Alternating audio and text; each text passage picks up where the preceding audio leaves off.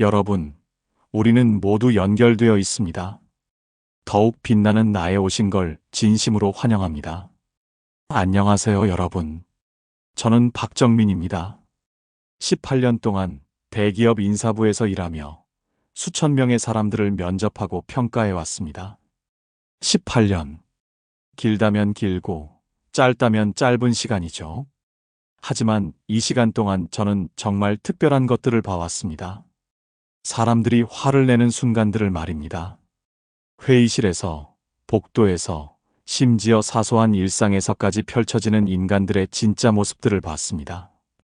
처음에는 그저 업무 능력이 뛰어난 인재를 찾는 것이 제 목표였습니다.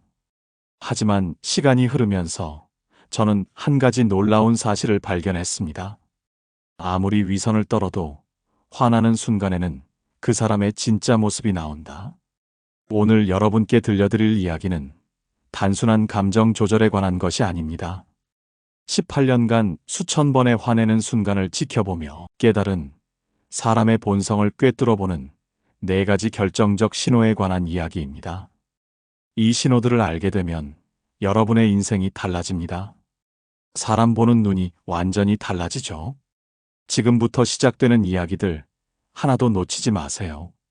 오늘 주제가 마음에 드신다면 구독과 좋아요 눌러주세요. 여러분의 마음을 안아주는 좋은 컨텐츠로 보답하겠습니다. 첫 번째 신호. 화났을 때 튀어나오는 진짜 언어. 제가 이 모든 것을 깨닫게 된 결정적인 순간이 있었습니다. 2019년 가을 한 프로젝트 회의에서 벌어진 일이었습니다. 중요한 발표를 앞두고 준비한 자료에서 데이터 오류가 발견됐습니다. 숫자 하나가 잘못 입력된 것이었죠. 그리 큰 실수는 아니었지만 그 순간 두 팀장의 반응이 극명하게 갈렸습니다. 김 팀장은 얼굴이 새빨갛게 달아오르며 이렇게 소리쳤습니다. 야, 이게 뭐야? 몇 번 확인하라고 했는데. 회의실 전체가 얼어붙었습니다. 김 팀장의 목소리는 점점 커졌습니다. 너 때문에 우리 팀이 망신당했어. 어떻게 책임질 거야? 심지어 들고 있던 펜을 책상에 내던지며 화를 냈습니다. 실수한 팀원은 얼굴이 새하얗게 변했고 다른 참석자들도 모두 불편한 기색이 역력했습니다. 같은 상황에서 이 팀장의 반응은 완전히 달랐습니다. 아, 실수가 있네요. 어디 부분인가요?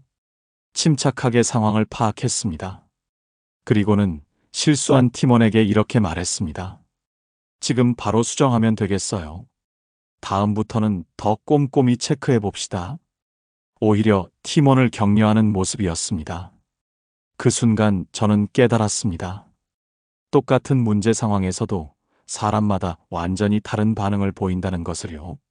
그리고 그 반응이야말로 그 사람의 진짜 성격을 보여주는 가장 확실한 신호라는 것을 말입니다. 심리학에서는 이를 감정 노출 효과라고 부릅니다. 스탠포드 대학의 연구에 따르면 사람은 강한 감정 상태일 때 평소 억제하던 진짜 성격이 드러난다고 합니다. 특히 화가 났을 때는 대뇌 피질의 통제력이 약해지면서 본능적인 반응이 나온다는 것이 여러 뇌과학 연구를 통해 밝혀졌습니다. 6개월 후 놀라운 일이 벌어졌습니다. 김 팀장의 팀원들은 하나둘씩 다른 부서로 옮겨갔습니다. 심지어 회사를 그만두는 사람도 있었습니다. 나중에 인사이동 사유를 확인해 보니 대부분 팀 분위기가 맞지 않는다. 업무 스트레스가 과도하다는 이유였습니다. 실제로는 김 팀장의 감정적인 반응 때문에 더 이상 그 팀에서 일하기 어려웠던 것이죠. 반면 이 팀장의 팀은 어떻게 됐을까요? 팀원들의 충성도가 높아져서 성과가 크게 향상됐습니다. 팀원들이 실수를 두려워하지 않고 적극적으로 아이디어를 제시하기 시작했거든요. 결국 그해 말 회사에서 최우수 팀으로 선정되기까지 했습니다. 화날 때 나오는 언어가 그 사람의 진짜 리더십을 보여준다는 걸 깨달은 순간이었습니다. 하버드 비즈니스 스쿨의 연구에서도 흥미로운 결과가 나왔습니다. 화가 났을 때 다른 사람을 비난하는 표현을 자주 쓰는 리더들은 팀 성과가 평균 32% 낮았습니다. 반면 문제 해결에 집중하는 표현을 쓰는 리더들은 팀 성과가 45% 높았다고 합니다. 18년간 관찰한 결과 사람들은 화날 때 크게 세 가지 유형으로 나뉜다는 것을 발견했습니다. 첫 번째 유형, 폭발형 인간. 이런 사람들은 화가 나면 참지 못합니다. 너 때문에 다 망쳤어. 책임져. 같은 비난의 언어를 쏟아냅니다. 목소리가 커지고 몸짓이 과격해지죠. 심지어 상대방의 인격까지 공격하기도 합니다. 이들의 목적은 문제 해결이 아니라 화풀이입니다. 2020년 여름, 정말 충격적인 장면을 목격했습니다. 한 부장이 신입사원의 보고서에 오타가 있다는 것을 발견하고는 사무실 전체가 들릴 정도로 소리를 질렀습니다. 이게 뭐야? 대학에서 뭘 배웠길래? 이런 걸 가져와. 신입사원이 얼굴이 새하얗게 변했지만 그 부장의 화는 더 커졌습니다. 너 같은 애 때문에 우리 회사 망하는 거야. 월급값도 못하면서. 그 순간 저는 그 부장의 진짜 모습을 봤습니다. 평소에는 인재 양성이 중요하다.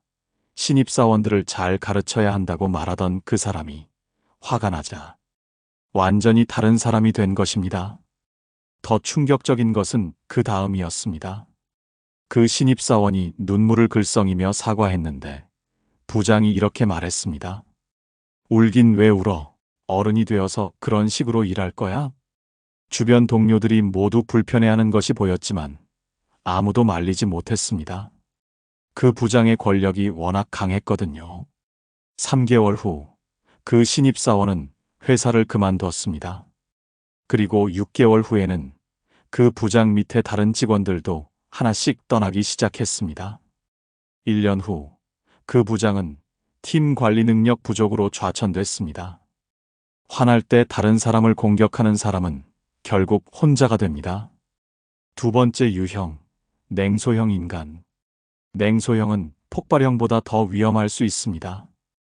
겉으로는 차분해 보이지만 말의 독성이 강하거든요. 역시 그럴 줄 알았어. 당연하지 뭐. 기대도 안 했어 같은 비꼬는 말을 사용합니다. 상대방을 무시하고 얕보는 태도를 보이죠. 차갑고 날카로운 말투로 상처 주기가 목적인 것 같습니다. 한 과장의 실제 사례입니다. 프로젝트 진행 중 예상치 못한 문제가 생겼을 때 그 과장이 후배에게 한 말들이었습니다. 아, 역시 그럴 줄 알았어. 너한테 맡긴 내가 바보지. 말투는 차분했지만 듣는 사람의 마음에는 깊은 상처를 남겼습니다. 기대 안 했으니까 실망도 안 해. 다른 사람들은 다 잘하는데 왜 너만 그럴까? 더 교묘한 것은 이런 사람들은 나중에 나는 화내지도 않았는데 왜 그래? 라고 말한다는 것입니다. 자신은 감정적으로 반응하지 않았다고 생각하는 거죠. 하지만 결과는 폭발형과 비슷했습니다. 그 과장 주변에는 점점 사람들이 멀어졌고 중요한 정보도 공유받지 못하게 됐습니다. 냉소적인 말들이 쌓이고 쌓여서 팀 전체의 분위기를 얼어붙게 만들었거든요. 세 번째 유형, 건설형 인간. 반면 건설형 사람들의 모습은 정말 인상적이었습니다. 어떻게 해결할까요? 다음엔 이렇게 해봅시다. 방법을 찾아보죠 같은 해결 중심의 언어를 사용합니다. 감정은 드러내되 통제 가능한 수준을 유지하죠. 상대방의 입장도 고려하면서 문제 해결에 집중합니다. 2021년 봄, 큰 프로젝트에서 심각한 오류가 발견됐습니다. 손실 규모가 수억 원에 달할 상황이었죠. 그때 한 임원의 반응이 정말 놀라웠습니다. 처음에는 당황했습니다. 얼굴이 굳어지고 한숨을 크게 쉬었죠. 화가 나는 게 눈에 보였습니다. 하지만 5분 후 그분이 한 말은 이것이었습니다. 일단 현재 상황을 정확히 파악해 봅시다. 누구 탓을 할 때가 아니라 해결책을 찾을 때입니다. 각자 맡은 부분에서 어떤 조치가 가능한지 의견 주세요. 실수는 누구에게나 있을 수 있습니다. 중요한 건 이걸 어떻게 해결하고 다시는 반복되지 않게 하느냐입니다. 그 결과는 어땠을까요? 팀원들이 모두 적극적으로 해결책을 제시했습니다. 누구도 책임 회피를 하지 않았고 오히려 자발적으로 야근을 하며 문제를 해결했습니다. 결국 2주 만에 모든 문제가 해결됐고 손실도 최소화할 수 있었습니다. 더 놀라운 것은 그 이후 그 팀의 결속력이 더욱 강해졌다는 것입니다. 위기를 함께 극복한 경험이 팀을 더 단단하게 만든 거죠. 사실 큰 위기 상황보다는 일상의 작은 순간들에서 사람의 본성이 더 명확하게 드러나는 경우가 많습니다. 왜냐하면 큰 일에서는 모든 사람이 조심하려고 노력하지만 작은 일에서는 방심하기 때문이죠. 엘리베이터에서 문이 평소보다 조금 늦게 열릴 때를 생각해 보세요. 어떤 사람은 짜증을 내며 버튼을 연타합니다. 뭐 이렇게 느려? 라고 중얼거리면서 계속 버튼을 누르죠. 옆에 있는 사람들이 다 들을 수 있을 정도로 한숨을 크게 쉬기도 합니다.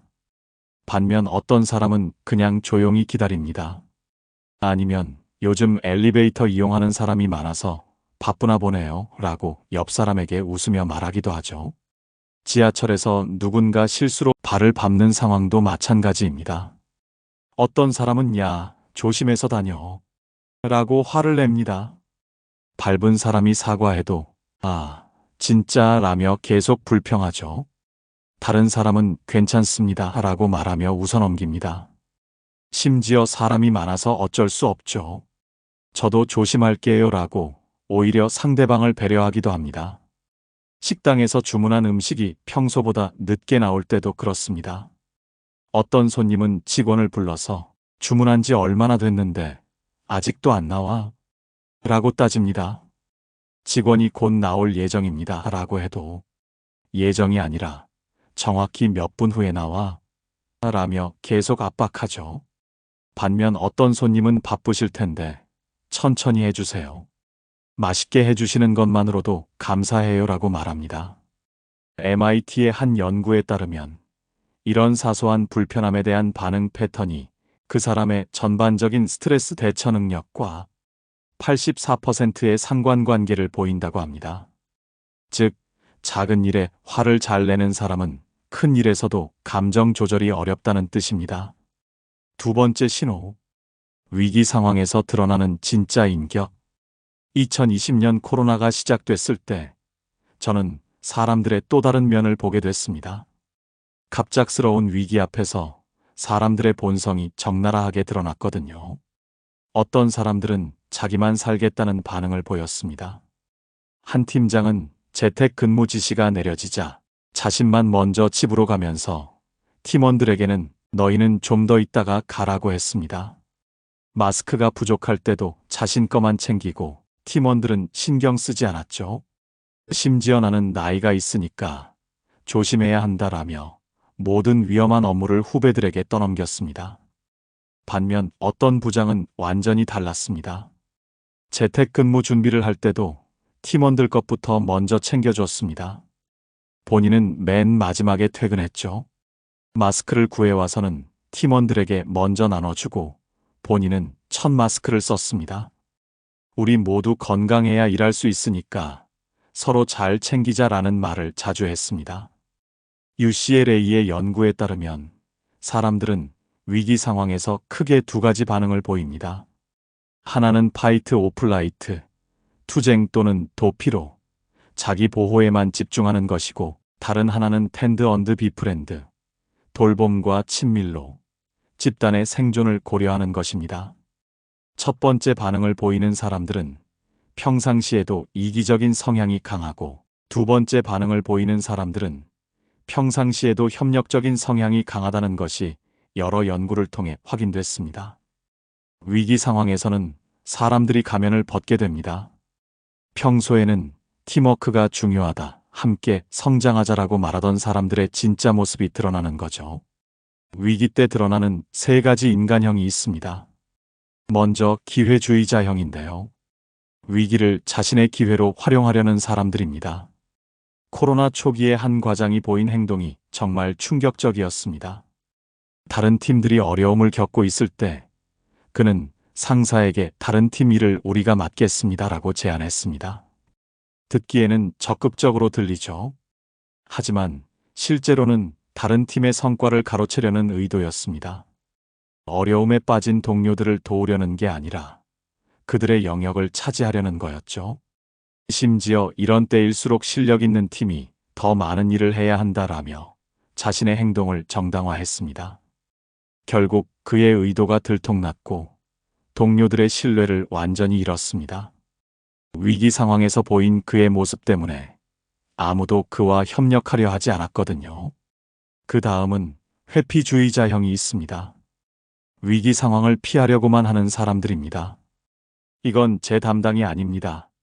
저는 지시받은 것만 하겠습니다. 이런 상황에서는 어쩔 수 없죠. 라며 책임을 지려 하지 않습니다. 자신의 안전지대에만 머물려 하죠.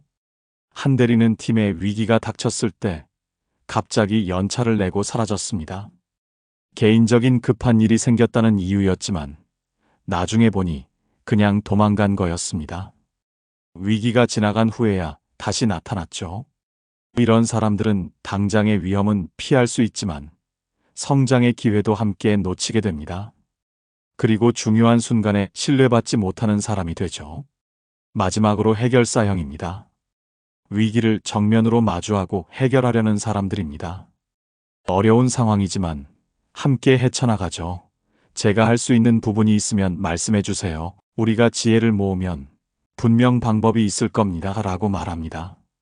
한 차장은 팀에 큰 위기가 닥쳤을 때 개인적인 약속을 모두 취소하고 팀원들과 함께 밤늦게까지 해결책을 찾았습니다.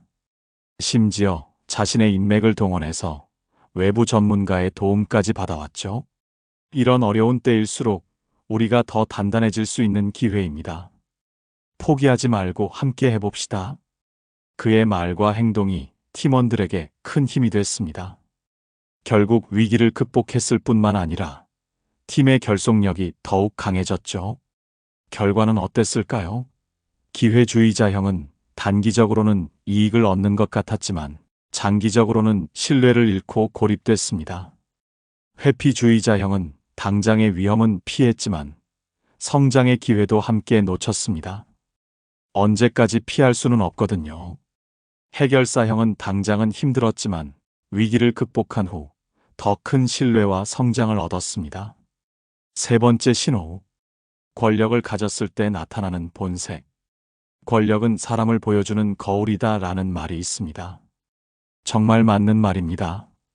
18년간 수많은 승진 과정을 지켜봤는데 권력을 얻은 후 완전히 다른 사람이 되는 경우를 정말 많이 봤습니다. 2018년 봄, 한 대리가 과장으로 승진했습니다. 평소에는 정말 겸손하고 동료들과 잘 지내던 사람이었죠. 승진 전 그의 모습을 보면 동료들과 점심을 함께 먹으며 고민 상담을 해주곤 했습니다. 우리 모두 함께 성장하자는 말을 자주 했고 후배들의 실수에 대해서도 너그럽게 넘어갔죠. 하지만 승진 후 3개월 뒤 그의 모습은 완전히 달라져 있었습니다. 관리자 식당에서만 식사하고 예전 동료들과는 거리를 두었습니다. 내가 과장이니까 내 지시를 따르라 라는 말을 자주 했고 후배들의 작은 실수에도 엄격하게 지적했습니다.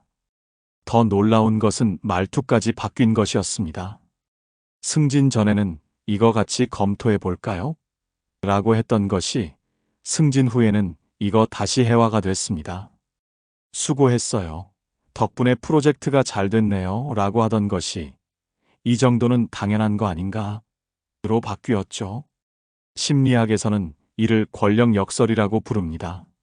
스탠포드 대학의 데이처 켈트너 교수 연구에 따르면 권력을 얻는 과정에서는 공감 능력과 협력이 중요하지만 권력을 얻은 후에는 오히려 이런 능력들이 감소한다고 합니다. 권력이 뇌의 전두엽 활동을 변화시켜서 다른 사람의 감정을 읽는 능력이 떨어진다는 연구 결과도 있습니다. 권력을 가진 후 나타나는 세 가지 유형이 있는데요. 먼저 권력 중독형이 있습니다. 권력의 맛에 빠져서 더 많은 권력만을 추구하는 사람들입니다. 한 부장은 승진 후 완전히 다른 사람이 됐습니다. 예전에는 팀워크가 가장 중요하다고 말하던 사람이 이제는 나를 거쳐야 모든 일이 결정된다라며 모든 권한을 독점하려 했습니다. 심지어 자신보다 능력 있는 후배가 눈에 띄면 그 사람을 견제하기 시작했죠. 저 친구는 아직 부족해. 더 경험을 쌓아야지라고 말하면서 실제로는 자신의 자리를 위협할까봐 두려워한 거였습니다. 더 심각한 것은 자신에게 반대 의견을 내는 사람들을 점점 배제하기 시작한다는 것이었습니다. 내 말에 토를 다는 건 팀워크를 해치는 행동이라며 비판적 사고를 차단했죠. 결국 그 주변에는 예스맨들만 남게 됐습니다. 1년 후 그 부장이 이끄는 프로젝트는 연달아 실패했습니다. 다양한 의견을 듣지 않고 혼자 결정을 내렸기 때문이었죠. 아이러니하게도 권력을 독점하려다가 오히려 권력을 잃게 된 것입니다. 이번에는 책임 회피형입니다. 권력은 갖고 싶어 하지만 책임은 지려 하지 않는 사람들입니다. 이건 위에서 결정한 거야. 나도 어쩔 수 없어. 지시받은 대로 하는 거야 라며 권한은 최대한 활용하면서 문제가 생기면 책임은 다른 곳으로 돌리죠. 한 팀장은 팀원들에게는 엄격한 지시를 내리면서 상사 앞에서는 팀원들이 말을 안 들어서 어려워요 라고 하소연했습니다. 성과가 나면 자신의 리더십 덕분이라고 하고 문제가 생기면 부하 직원들 탓으로 돌렸죠. 이런 사람들의 특징은 권력의 달콤함은 누리고 싶어 하면서도 그에 따른 책임의 무게는 지기 싫어한다는 것입니다. 결국 부하 직원들의 신뢰를 잃게 되고 상사들에게도 책임감이 부족한 사람으로 평가받게 됩니다. 세 번째는 서번트 리더형입니다. 권력을 받은 만큼 더 큰 책임을 지려는 사람들입니다. 한 임원의 승진 후 첫 발언이 인상적이었습니다. 더 큰 권한을 받은 만큼 더 큰 책임을 지겠습니다. 팀원들이 성장할 수 있도록 돕는 것이 제 역할입니다. 실제로도 그분은 변하지 않았습니다. 아니, 오히려 더 겸손해졌습니다.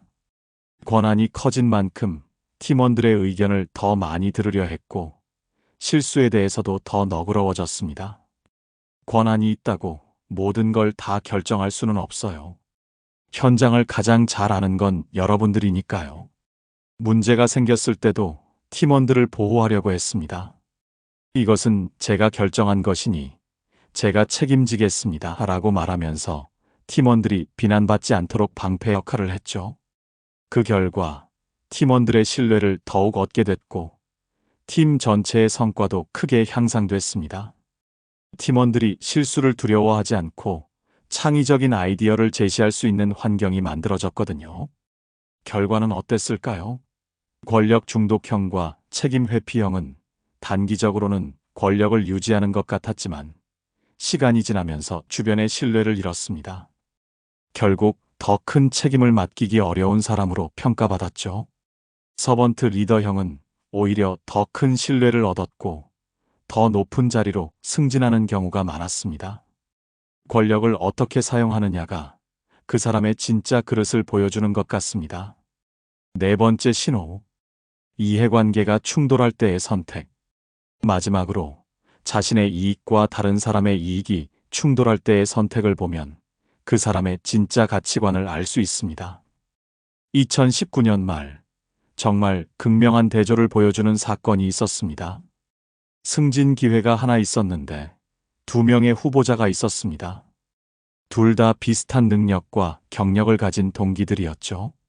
첫 번째 후보자는 경쟁자를 제거하기 위해 온갖 방법을 동원했습니다. 상사에게 경쟁자의 단점을 자주 언급했습니다. A씨는 요즘 집중력이 떨어지는 것 같아요. A씨 프로젝트에 문제가 좀 있다던데 라고 말하면서 은근히 경쟁자를 깎아내렸죠. 심지어 A씨의 실수를 찾아내서 부각시키기도 했습니다. 평소에는 언급하지 않던 사소한 문제들을 갑자기 이슈화하기 시작한 것입니다. 주변 동료들에게도 나를 지지해달라며 로비 활동을 벌였죠. 두 번째 후보자는 완전히 다른 방식으로 접근했습니다.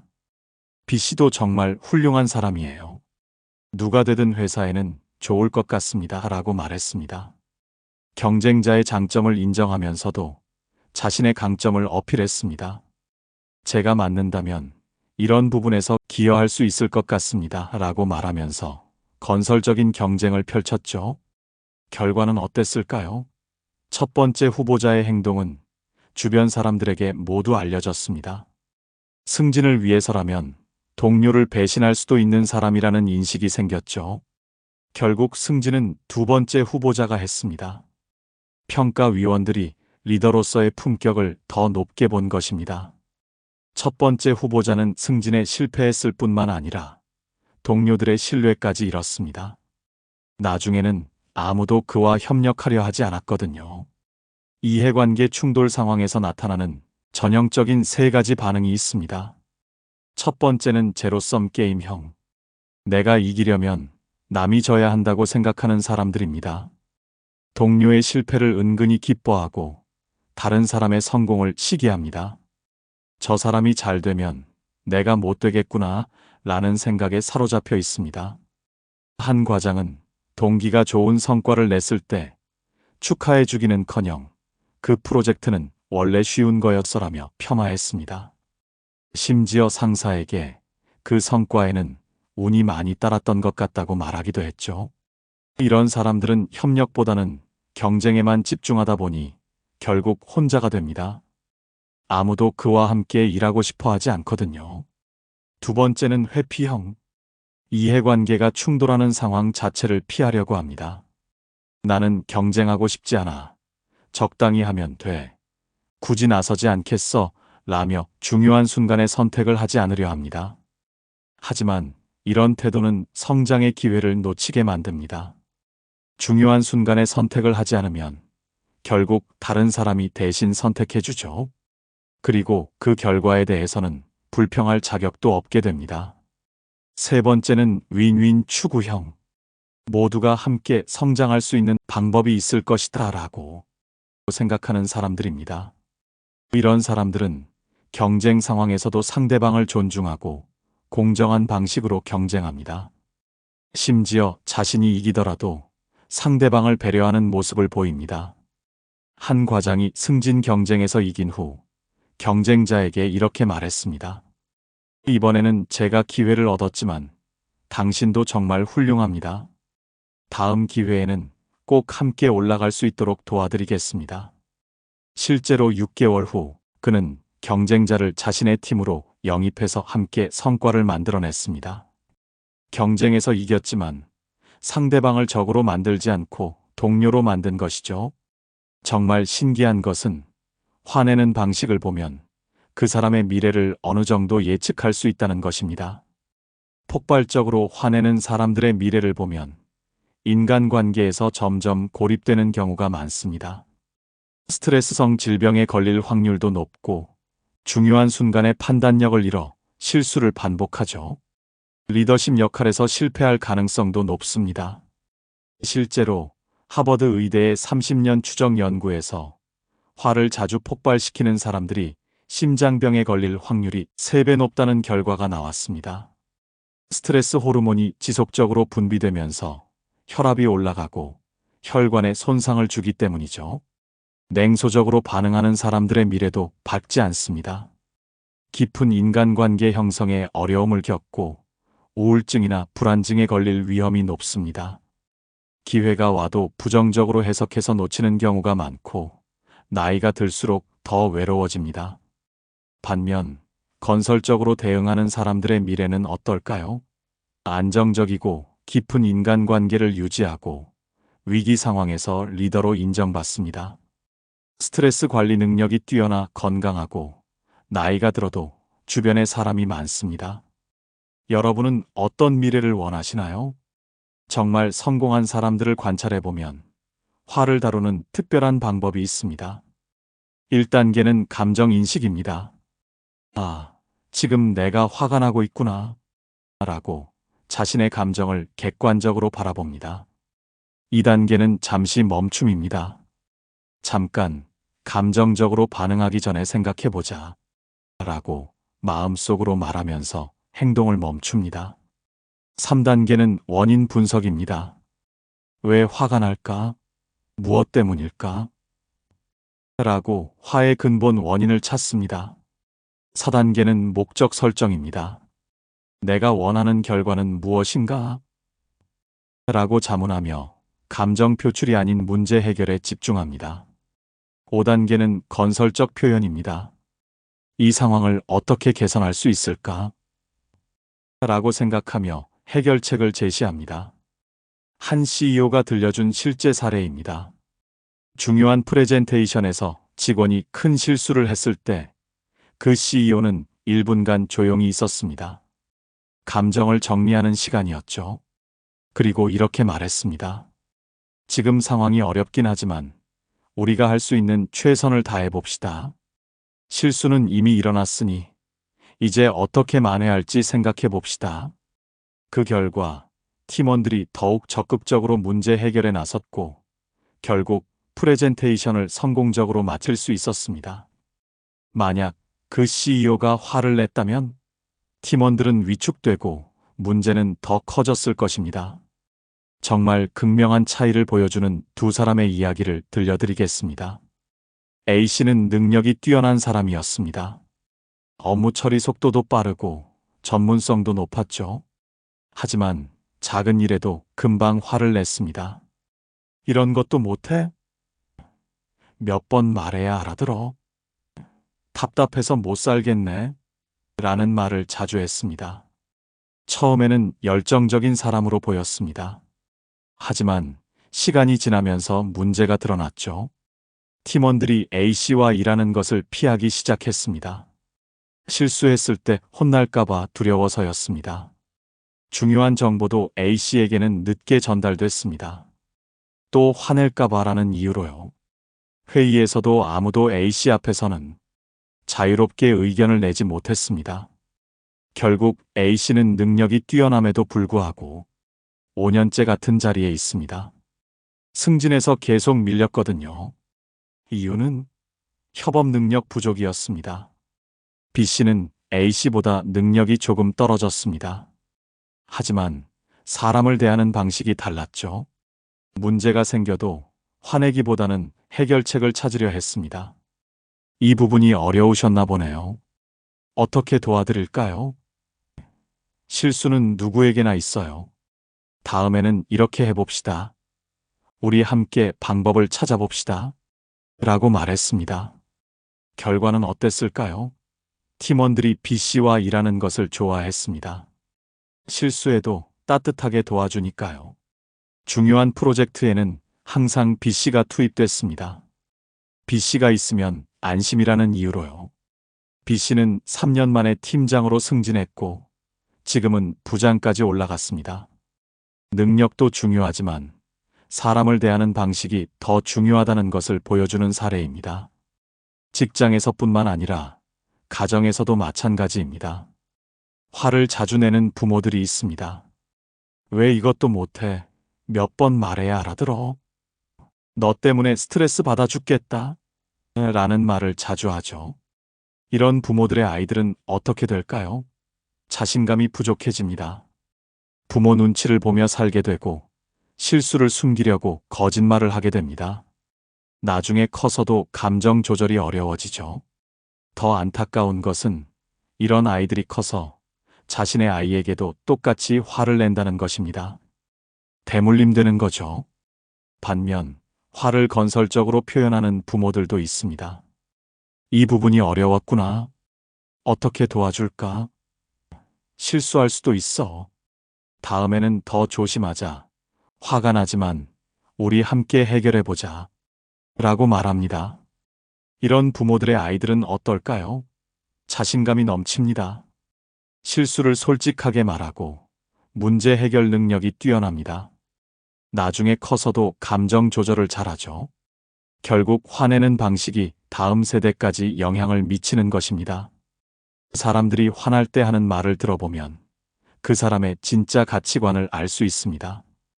돈을 최우선으로 생각하는 사람은 이것 때문에 돈이 얼마나 날아갔는지 알아?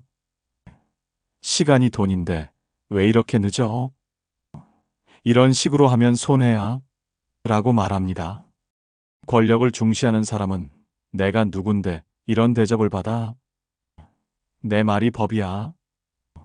나를 무시하는 거야? 라고 합니다. 관계를 중시하는 사람은 우리 관계가 이래도 되나? 서로 상처받지 말자.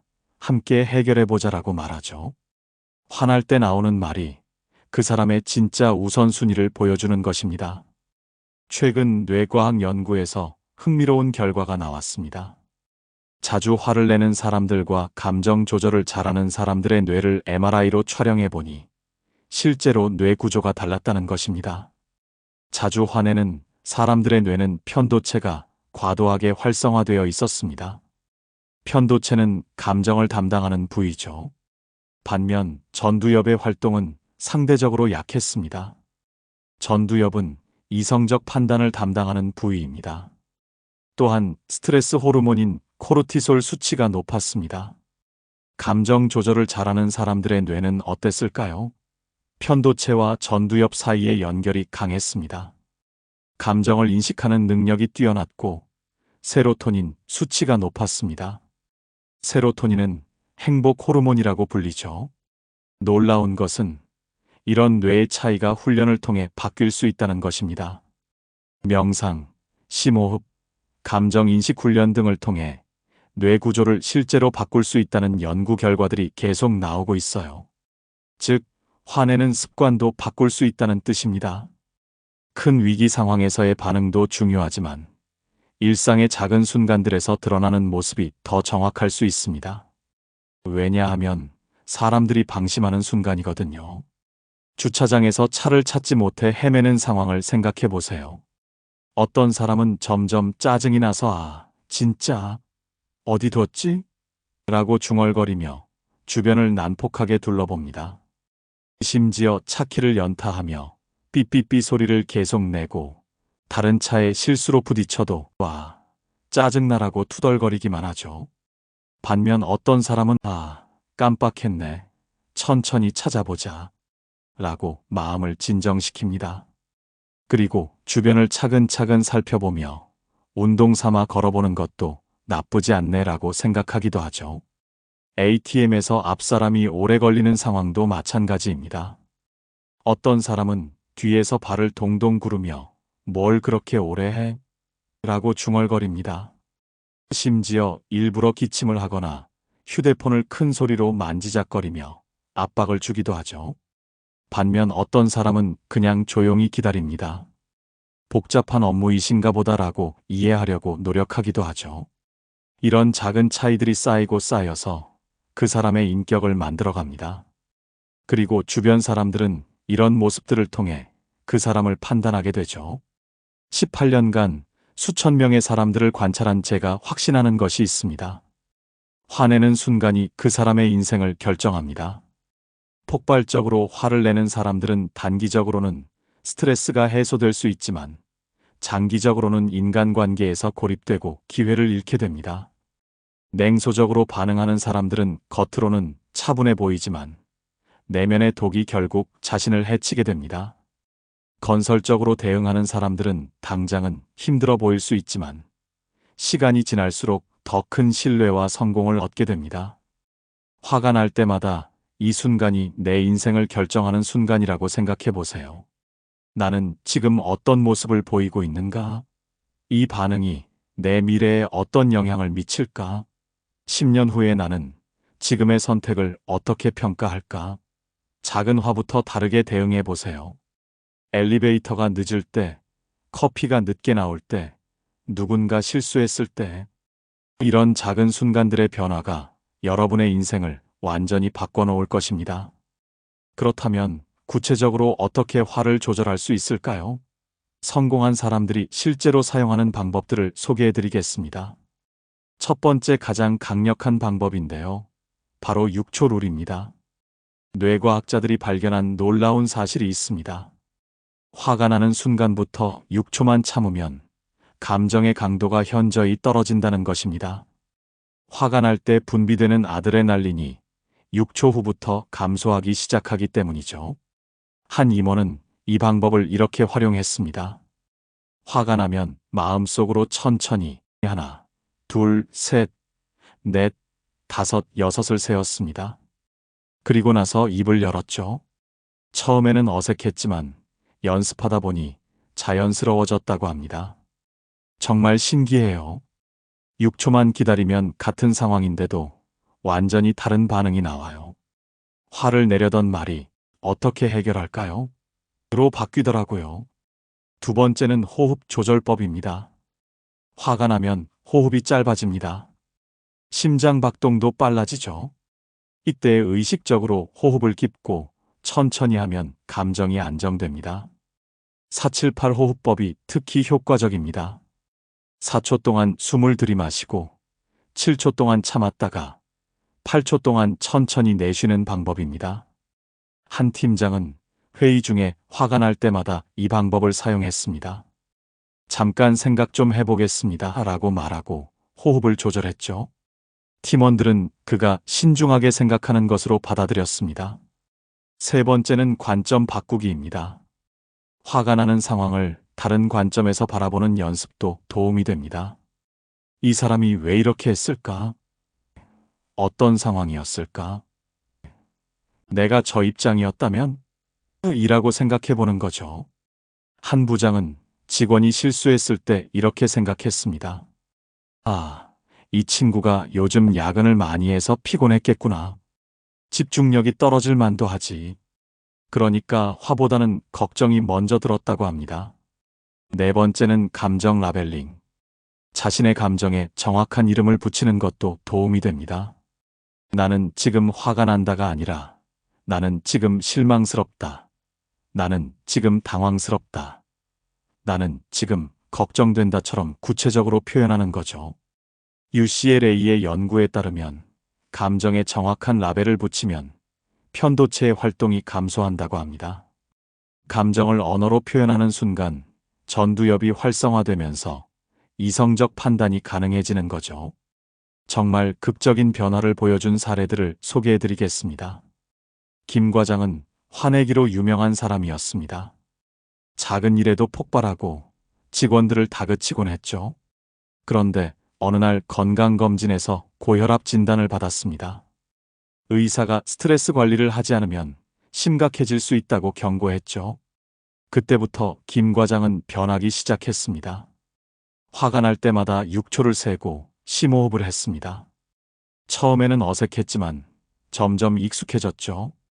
6개월 후 놀라운 일이 일어났습니다. 혈압이 정상으로 돌아온 것입니다. 더 놀라운 것은 팀 분위기가 완전히 바뀐 것이었습니다. 직원들이 적극적으로 의견을 내기 시작했고 성과도 크게 향상됐습니다. 정말 신기해요. 제가 바뀌니까 모든 게 다 바뀌더라고요. 직원들 표정도 밝아졌고 회의 분위기도 활발해졌어요. 무엇보다 제가 스트레스를 덜 받게 됐어요. 이 부장은 냉소적인 반응으로 유명했습니다. 화를 내지는 않았지만 비꼬는 말을 자주 했죠. 역시 그럴 줄 알았어. 기대도 안 했으니까 같은 말들이었습니다. 그런데 아들이 고등학생이 되면서 문제가 생겼습니다. 아들이 아버지와 대화를 거부하기 시작한 것입니다. 상담사를 만나 이야기해보니 아들이 아빠는 항상 나를 믿지 않는 것 같다고 했다는 것입니다. 그제야 이 부장은 자신의 말투가 문제라는 것을 깨달았습니다. 직장에서의 냉소적인 태도가 집에서도 그대로 나타났던 것이죠. 변화는 의식적인 노력에서 시작됐습니다. 부정적인 말 대신 긍정적인 표현을 사용하려고 노력했습니다. 역시 그럴 줄 알았어 대신 다음에는 더 잘할 수 있을 거야 라고 말했죠. 1년 후 아들과의 관계가 회복됐습니다. 직장에서도 동료들이 이 부장을 다르게 보기 시작했습니다. 요즘 이 부장님이 달라지셨네요. 말씀이 따뜻해지셨어요. 라는 이야기를 들었습니다. 화 조절을 잘하게 되면 예상치 못한 좋은 일들이 생깁니다. 건강이 좋아집니다. 스트레스 호르몬인 코르티솔 분비가 줄어들면서 면역력이 강화됩니다. 혈압도 안정되고 심장 건강도 좋아지죠. 실제로 화 조절 훈련을 받은 사람들의 건강 지표가 크게 개선됐다는 연구 결과가 많습니다. 수면의 질이 향상됩니다. 화를 자주 내면 잠들기 어렵고 깊게 잠들지도 못합니다. 화났던 일들이 계속 머릿속을 맴돌기 때문이죠. 반면 감정 조절을 잘하면 마음이 평온해져서 숙면을 취할 수 있습니다. 창의력이 높아집니다. 화가 나면 시야가 좁아집니다. 문제 상황에만 집중하게 되죠. 반면 차분할 때는 다양한 관점에서 사고할 수 있습니다. 창의적인 아이디어도 더 많이 떠오르고요. 인간관계가 개선됩니다. 당연한 이야기지만 화를 잘 조절하는 사람 주변에는 사람들이 모입니다. 함께 있으면 편하니까요. 중요한 정보도 더 많이 들을 수 있고 도움도 많이 받을 수 있습니다. 기회가 많아집니다. 리더들은 감정 조절이 안 되는 사람에게 중요한 일을 맡기지 않습니다. 언제 폭발할지 모르니까요. 반면 차분하고 신뢰할 수 있는 사람에게는 더 많은 기회가 주어집니다. 18년간 다양한 사람들을 만나본 제가 확신합니다. 화내는 순간이 그 사람의 운명을 결정합니다. 작은 화부터 다르게 표현해 보세요.